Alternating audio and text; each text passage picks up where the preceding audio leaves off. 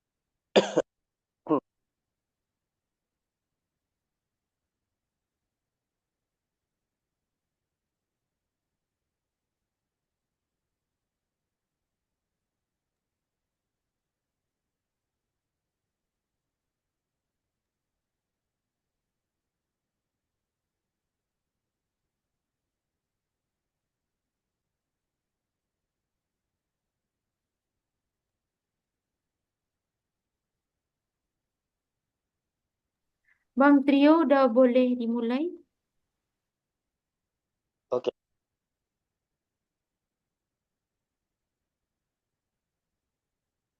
Assalamualaikum warahmatullahi wabarakatuh.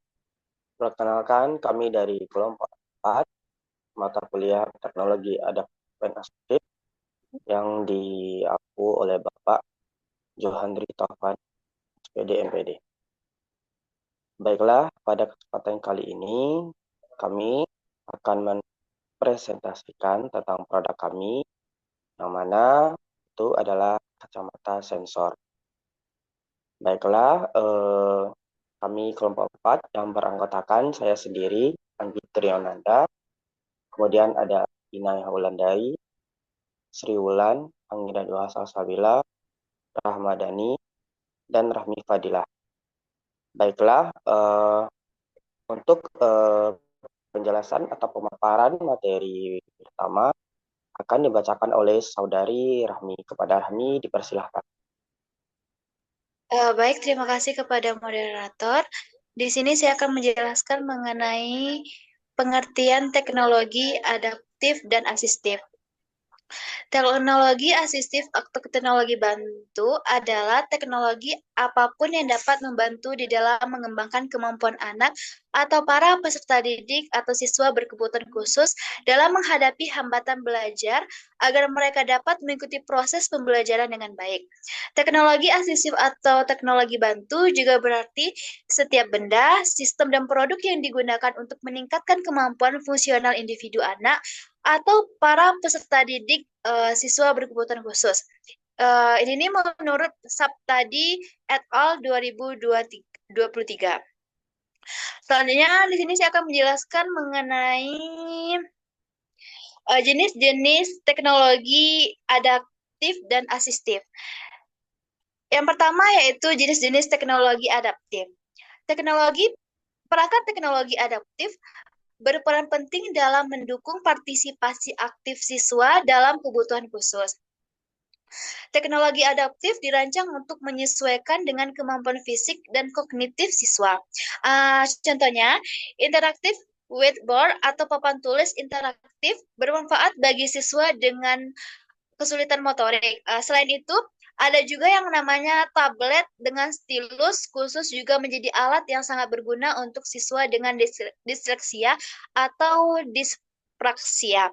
Dengan menggunakan tablet dan stylus, siswa dapat menulis dengan lebih mudah dan lebih terorganisir, yang dapat membantu mengurangi kesulitan mereka dalam menulis tangan dan meningkatkan keterampilan menulis mereka. Selanjutnya yaitu ada jenis-jenis teknologi asistif. Teknologi asistif yaitu perangkat atau alat yang dirancang untuk membantu, menyesuaikan, atau merehabilitasi individu dengan disabilitas untuk mengatasi keterbatasan tertentu. Teknologi ini mencakup berbagai jenis, mulai dari alat sederhana seperti kerak atau pegangan khusus untuk pena, hingga perangkat yang lebih kompleks seperti alat bantu dengar dan kacamata, serta teknologi canggih seperti komputer dengan perangkat lunak khusus yang membantu membaca bagi individu dengan disleksia. Eh, ini menurut Rezi Akbar Zarnazi et al. 2025. Selanjutnya saya menjelaskan mengenai peran teknologi adaptif dan asistif dalam pendidikan inklusif. Tentunya teknologi adaptif dan asistif ini sangat penting dalam dunia pendidikan inklusif, yang mana inklusif itu sendiri dapat diartikan bahwa tujuan pembelajaran bagi siswa yang memiliki hambatan adalah keterlibatan yang sebenarnya dari tiap anak dalam kehidupan sekolah yang menyeluruh. Menurut Smith 2013 halaman 45. Karena pendidikan inklusif merupakan pendidikan yang ramah, terbuka dalam pembelajaran, dan mengedepankan perilaku menghargai dan merangkul perbedaan. Dengan demikian, pendidikan inklusi dipahami sebagai pendekatan yang berusaha merubah sistem pendidikan dengan menghilangkan hambatan yang dapat menghalangi setiap individu dalam mengikuti proses pembelajaran dengan dilengkapi layanan pendukung guna menghilangkan hambatan tersebut. Sekian pemaparan materi dari saya kembalikan kepada moderator. Baik, terima kasih kepada Saudari Rami atas pemaparan materinya. Selanjutnya, pemaparan materi yang akan disampaikan oleh Saudari Sri Wulan. Kepada Wulan dipersilakan. Baik, terima kasih kepada moderator. Perkenalkan, nama saya Sri Wulan dengan NIM 22003062. Baiklah, saya akan memaparkan materi mengenai studi terdahulu atau landasan teori relevan. Yang pertama yaitu teknologi adaptif dan asistif. Teknologi asistif adalah perangkat atau sistem yang dirancang khusus untuk membantu individu dengan disabilitas dalam menjalankan aktivitas sehari-hari. Teknologi ini mencakup alat bantu mobilitas, perangkat komunikasi, dan alat pengenalan lingkungan. Sedangkan teknologi adaptif merujuk pada modifikasi dari alat atau teknologi umum agar sesuai dengan kebutuhan pengguna tertentu. Yang kedua adalah pendidikan inklusif. Pendidikan inklusif adalah pendekatan pendidikan yang mengakomodasi semua siswa, termasuk mereka yang memiliki kebutuhan khusus dalam suatu sistem pendidikan yang sama. Teknologi adaptif dan asistif menjadi bagian penting dalam mewujudkan pembelajaran yang adil dan setara bagi semua siswa. Yang ketiga yaitu sensor ultrasonik untuk navigasi tunanetra. Sensori ultrasonik sering digunakan dalam alat bantu untuk tunanetra karena mampu mendekatkan objek berdasarkan pantulan gelombang suara. Sensor ini dapat digunakan dalam kacamata pintar untuk mengenali objek di depan pengguna dan memberikan umpan balik berupa suara atau getaran. Selanjutnya yang keempat yaitu umpan balik flashback dalam alat bantu. Dua jenis umpan balik yang umum digunakan adalah suara, audio, dan getaran, vibrasi. Audio memberikan informasi langsung, sedangkan getaran lebih cocok untuk lingkungan yang lebih bising atau untuk menjaga privasi. Selanjutnya, tinjauan teori. Yang pertama, A. Pengertian teknologi adaptif dan asistif. Teknologi merupakan alat yang menggunakan prinsip penemuan scientification, teknologi asistif atau teknologi bantu, dan teknologi adaptif dapat membantu para peserta didik atau siswa berkebutuhan khusus mengatasi keterbatasan mereka. Meskipun istilah ini sering digunakan secara bergantian, namun terdapat sedikit perbedaan di antara definisi teknologi asistif atau teknologi bantu dan teknologi adaptif. Teknologi asistif, teknologi bantu adalah teknologi apapun yang dapat membantu dalam mengembangkan kemampuan anak atau para peserta didik atau siswa berkebutuhan khusus dalam menghadapi hambatan belajar agar mereka dapat memberi proses eh, pelajaran dengan baik. Teknologi asistif atau teknologi bantu juga berarti seperti benda, sistem dan produk yang digunakan untuk meningkatkan kemampuan fungsional individu, anak, atau para peserta didik atau siswa berkebutuhan khusus. Selanjutnya itu B, jenis-jenis teknologi adaptif dan asistif. Yang pertama yaitu jenis-jenis teknologi adaptif. Perangkat teknologi adaptif berperan penting dalam mendukung partisipasi aktif siswa dengan kebutuhan khusus. Teknologi adaptif dirancang untuk menyesuaikan dengan kemampuan fisik dan kognitif siswa. Yang kedua yaitu jenis-jenis teknologi asistif. Teknologi asistif yaitu perangkat atau alat yang dirancang untuk membantu, menyesuaikan, atau merehabilitas individu dengan disabilitas. Untuk mengatasi keterbatasan tertentu, teknologi ini mencakup berbagai jenis, mulai dari alat sederhana seperti kruk atau pegangan khusus untuk pena, sehingga perangkat yang lebih kompleks seperti alat bantu dengan kacamata, serta teknologi canggih seperti komputer dengan perangkat lunak khusus yang membantu membaca bagi individu dengan disleksia. Mungkin itu saja yang dapat saya paparkan. Saya kembalikan ke moderator. Terima kasih kepada Sri Wulan atas pemaparan materinya.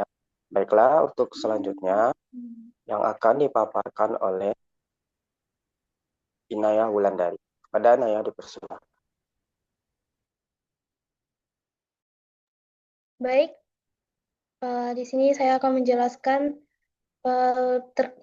yaitu pada C, peran teknologi adaptif dan asistif dalam pendidikan inklusi, yang mana inklusi dapat berarti bahwa tujuan pendidikan bagi siswa yang memiliki hambatan adalah keterlibatan yang sebenarnya dari tiap anak dalam kehidupan sekolah yang menyeluruh. Terus yang D, studi terdahulu atau landasan teori yang relevan. Pertama, teknologi adaptif dan asistif. Kedua, pendidikan inklusi. Ketiga, sensor ultrasonik untuk navigasi tunanetra. Dan keempat, umpan balik atau feedback dalam alat bantu.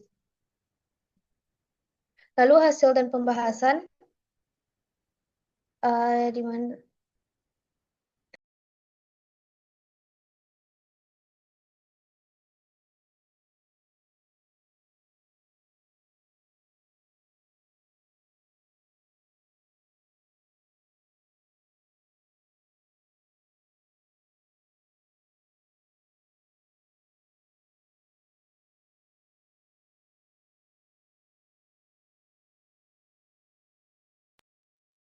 Maaf, dalam deskripsi implementasi atau studi kasus ini, yaitu pertama tujuan.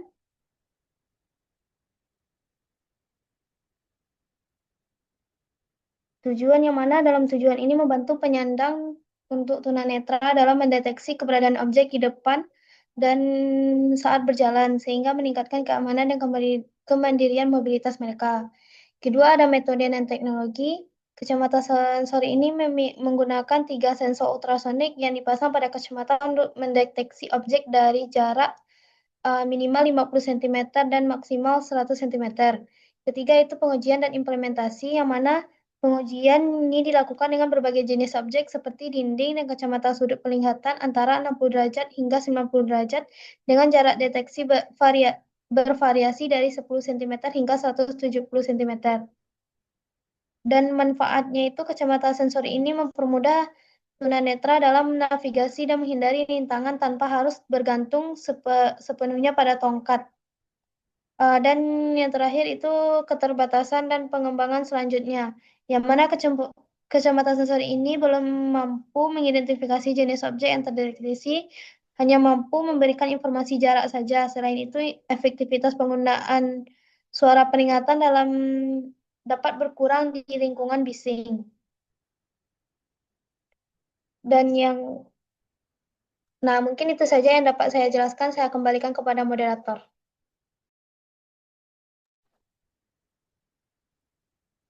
Baik, terima kasih kepada Saudari Inaya atas pemaparan materinya. Untuk materi selanjutnya akan disampaikan oleh Ramadhani. Kepada Rani dipersilakan.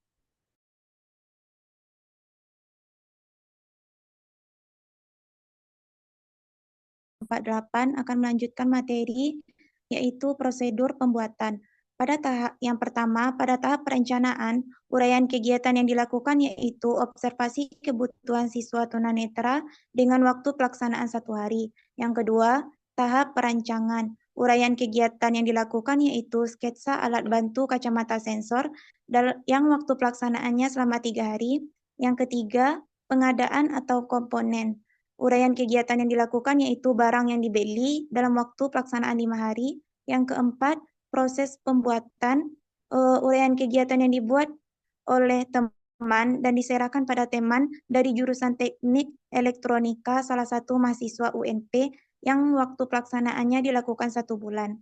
Yang kelima yaitu pada tahap pengujian, uraian kegiatan yang dilakukan yaitu alat diuji pada subjek yaitu pada anak tunanetra, waktu pelaksanaannya yaitu 1 hari. Dan tahap selanjutnya itu perbaikan akhir. Materi selanjutnya yaitu estimasi dana.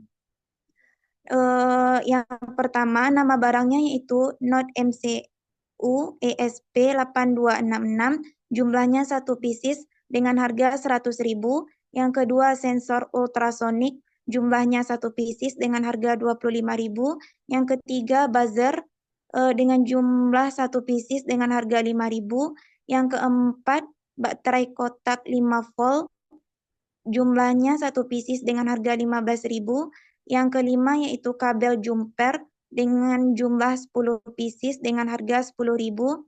Yang keenam, kacamata 1 pieces 25.000. Yang ketujuh, saklar kecil 1 pieces 5.000. Yang kedelapan, lakban hitam 1 pieces 8.000. Jadi estimasi dana totalnya yaitu 193.000. Sekian penyampaian yang dapat saya paparkan. Saya kembalikan kepada moderator. Baik, terima kasih kepada Rani atas pemaparan materinya. Dan untuk materi terakhir yang akan disampaikan oleh Saudari Anggina Salsabila. Kepada Saudari Anggina dipersilahkan. Baik, terima kasih kepada moderator. Saya akan menjelaskan materi yang terakhir yaitu mengenai analisis penggunaan teknologi adaptif dan asistif. Teknologi ini digunakan untuk anak tunanetra yang mana alat ini merupakan kacamata sensor. Kacamata sensor ini berfungsi untuk mendeteksi objek yang ada di depan dengan jarak 2 cm dan 1 meter. Kacamata ini akan berbunyi jika objek tersebut tidak terdeteksi dengan jarak 2 meter. Dan sejauh yang dicoba, kacamata sensor ini mampu mendeteksi objek yang di depan. Yang selanjutnya yaitu kelebihan dan kekurangan teknologi yang digunakan. Yaitu bagian kelebihan. Yang pertama yaitu meningkatkan mobilitas dan keamanan. Kedua, memberikan informasi jarak dan lokasi. 3, output informasi melalui suara. Yang keempat, menggantikan atau melengkapi tongkat putih. Yang terakhir, teknologi inovatif berbasis ekolokasi dan suara.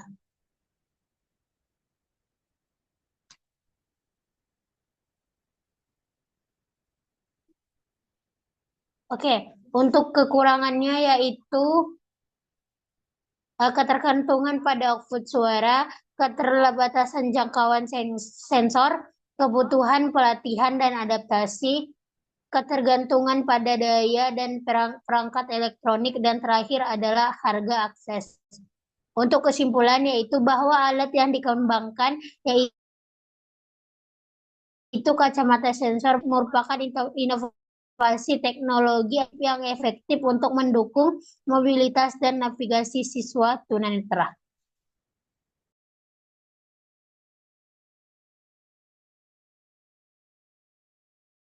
Baik, Cukup sekian yang dapat saya sampaikan. Saya kembalikan ke moderator.